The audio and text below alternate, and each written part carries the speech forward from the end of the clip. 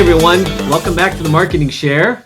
It's good to be back in studio. I'm Alec, and with me is Barb. Hey, Barb, how's it going? Hey, it's going great. All right, so Barb, we started this podcast about 9 months ago.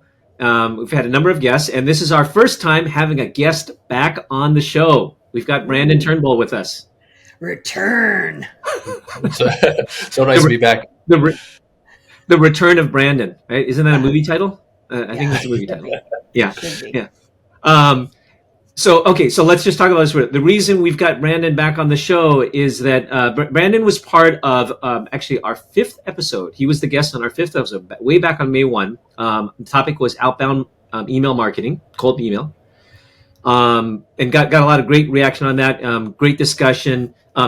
Outbound email as a marketer. I know everyone, no one likes cold email, no one likes outbound email, but look, marketing has many elements to it, many aspects to marketing.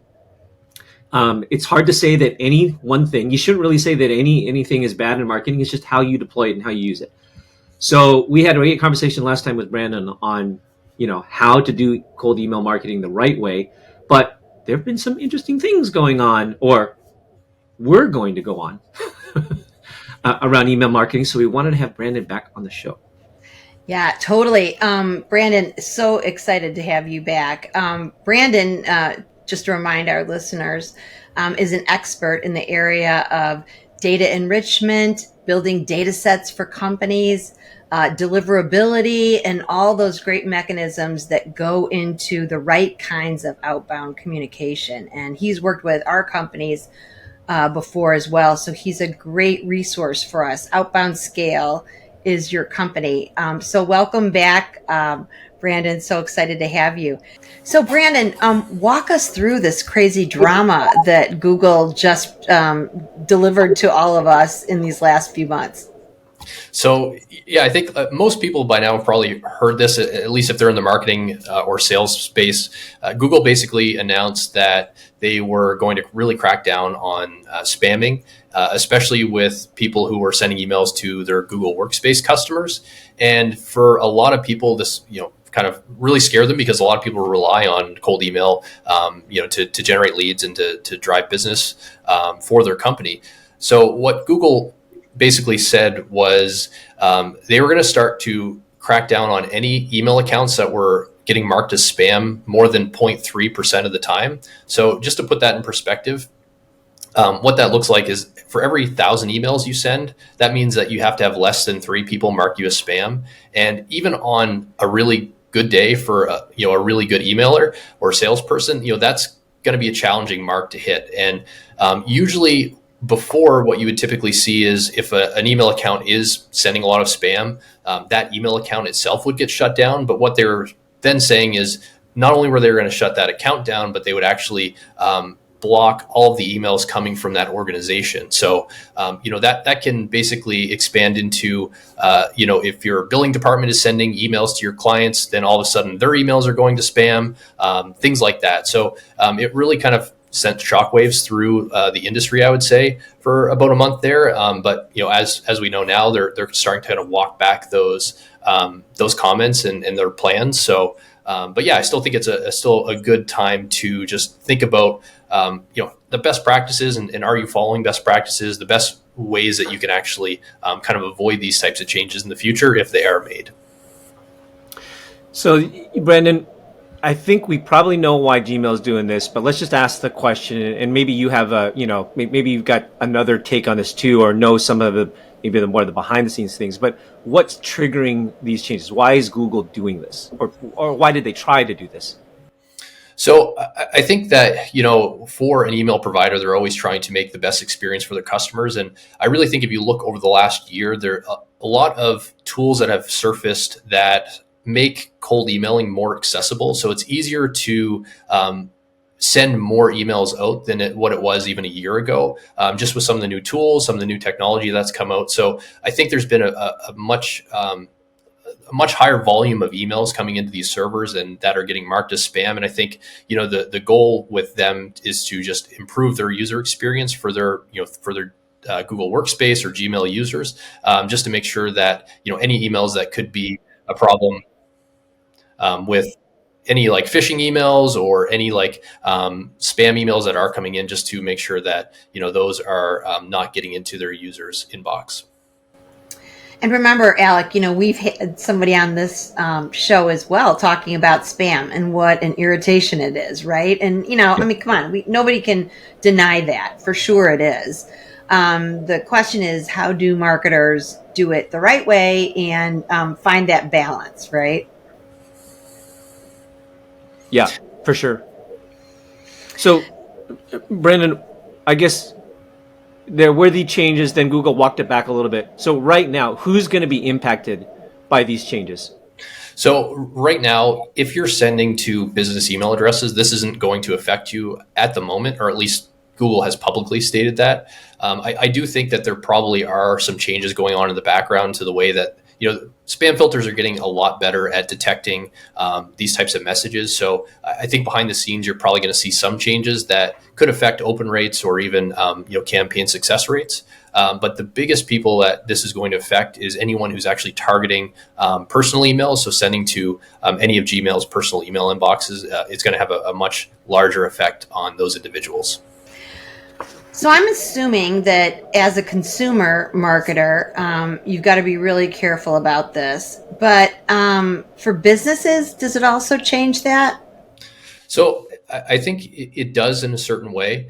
I think it just brings to light that, changes like this can be made pretty quickly by a company like Google, where they do control a lot of the email traffic that is going out, even business to business.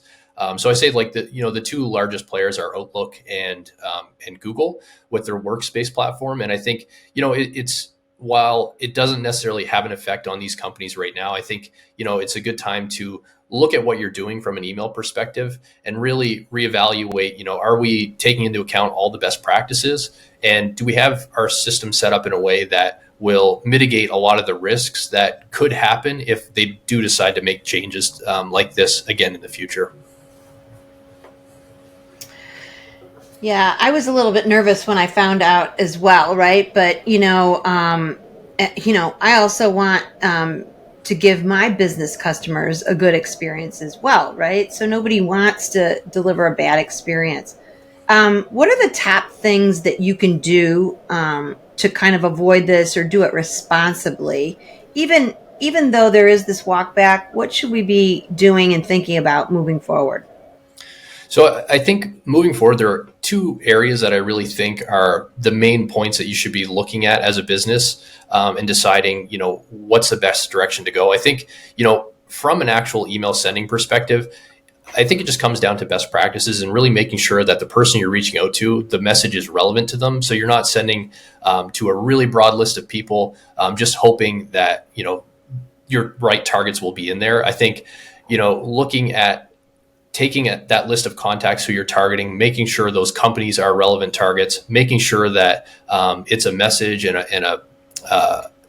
pain points that they are facing right now, and how you're solving them, and just making that messaging and the targeting very relevant to those individuals. I think that's the main thing, and I think that will kind of cut back on the majority of the problems that you face, because I think why a lot of people do get upset or start marking emails as spam is, you're sending them an email that is completely irrelevant to them. So if you can avoid a lot of those cases, you're going to be in a position where your campaigns are going to do fairly well. So I think it comes down to, making sure that your message is relevant, that you're on target, and that you're just being, kind of sincere about your message. And one thing that I think is a lot of people don't think about is when they're sending these email sequences, they're looking at sending someone, 7 to 8 messages over a 1 to 2 month period. And I think looking at the success rate of the different steps in your sequence and thinking about, okay, if I'm sending these 8 emails, like, is it really worth it? Or can I condense that into 1 or 2 messages over that 2 month period, just so that you're not annoying the individual that you're sending emails to? I think those are kind of the 2 areas that you can really hone in on what you're doing and just avoid a lot of the issues that you could be facing. On the other side of that too, I think it's interesting to look at from like a deliverability perspective, separating out your sales and marketing teams and how they're sending emails away from your main domain and the domain that'll most of your internal staff are going to be using for emails. So the way that you can think about this is, as a whole, your company typically has a domain which your website is on and all of your emails are sending from. That has a reputation in itself. And then each of the email senders that are attached to that domain, they have a reputation. So those reputations of the senders can affect the reputation of your domain and cause, even if you're a salesperson and you're sending emails and your messages are going to spam, that can have an effect on other people in your organization as well and cause their emails to start going to spam. So I think it's a time for people to kind of rethink, is it really worth sending marketing and sales emails from your main domain? Or is it a good time to kind of separate those functions out a little bit so that if one of them does run into issues with being marked as spam or anything like that, it doesn't have an effect on the rest of your business. So like as an example, you see this typically where if you see that your kind of main domain is starting, the reputation of it is being affected by your sales team or anything like that. What can happen is, as an example, your billing emails, they could start going to spam.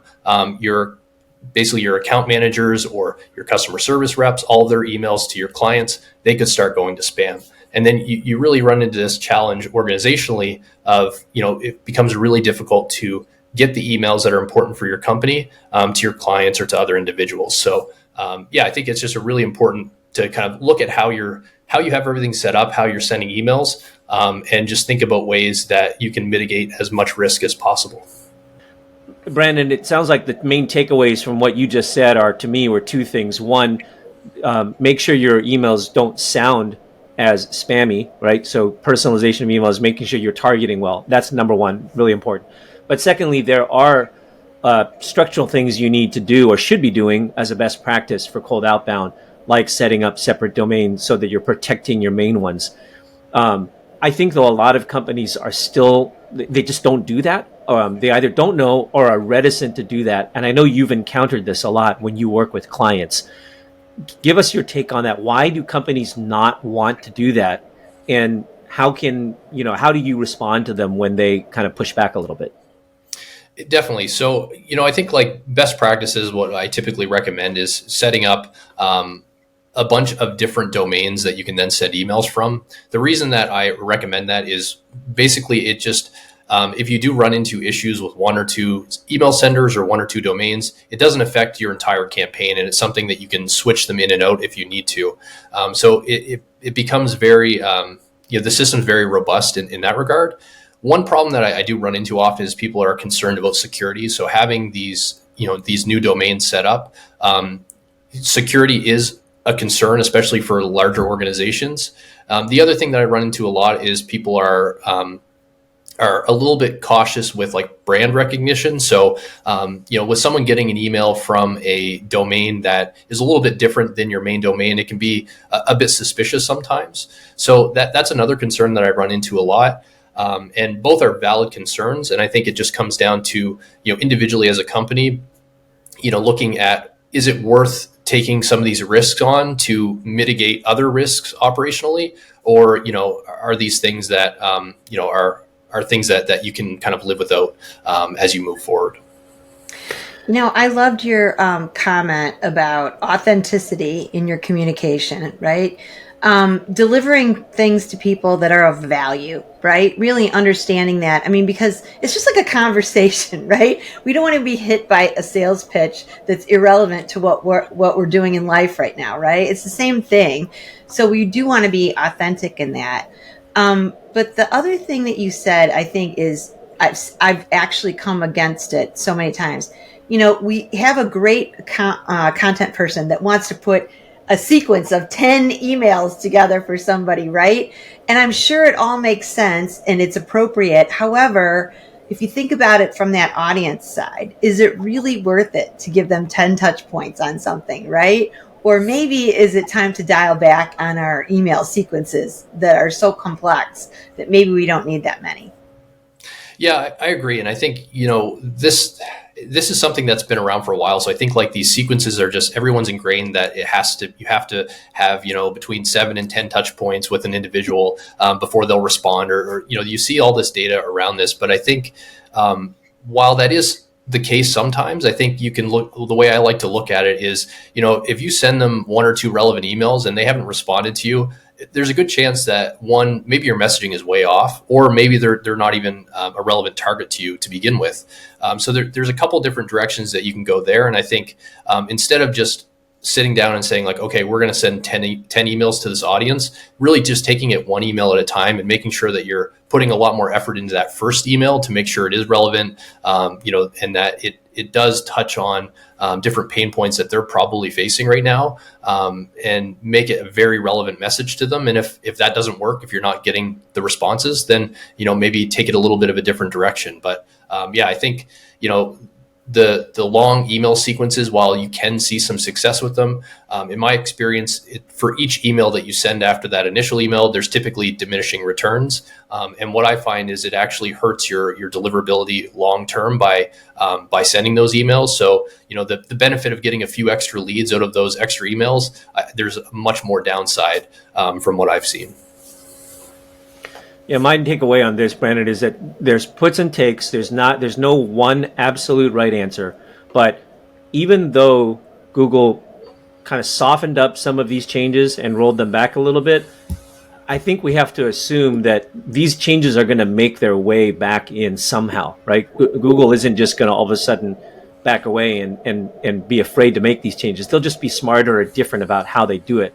So I think the bottom line is, like, even though there are reasons to not want to create separate sending domains, that really is a key. But if you're going to do outbound email, cold outbound email, you've got to do it in some way. And I think what you've said is like, at least carve out marketing and sales separately, so that that's one area, right? You may not want to go crazy with a lot of different domains, but at least do it for marketing and sales. Yeah, and if companies do have concerns with taking an approach where they're setting up a lot of extra domains, I think one thing that I would suggest that's just a little bit going towards that direction, like you had said, is just looking at your marketing function and your sales function, and maybe set up one domain that's separate for each of them, so that whatever activities they're doing, whatever emails they're sending, it's not going to have an effect on the rest of the company. And also, sometimes if you have everything on your main domain and your sales team is sending emails and, they have a bad month where, you're getting marked as spam more often or something along those lines, you don't want that to have effect on your marketing outreach as well. So I think by even creating a couple different domains and using that for your marketing and sales team, a lot of times that can, while it's maybe not the ideal scenario, for some companies, it might just be the next step that will just help them to mitigate some of those risks without without having to go too far on the other side and bringing in some other security risks into the fold. Yep, I agree.